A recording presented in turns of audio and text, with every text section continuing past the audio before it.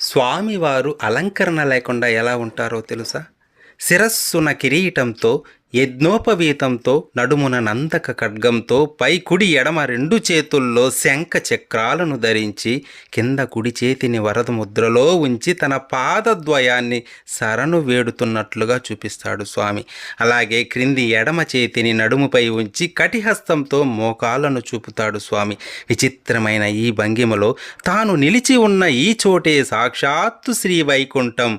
అంతేగాక నా ఈ పాదాలను శరణు వేడితే చాలు, ఎలాంటి వారికైనా సంసార సాగర సముత్తరనైక సేతో అన్నట్లు సేతువనై అగాధమైన సంసార సముద్రాన్ని మోకాళ్ళ బంటిగా చేసి సులువుగా దాటిస్తాను అంటూ కటిహస్తంతోనూ, మీ వరాలన్నిటినీ ఇస్తానంటూ వరదహస్తంతోనూ చూపుతూ ఒక సొంపైన భంగిమలో నిలిచి ఉంటాడు శ్రీనివాసుడు.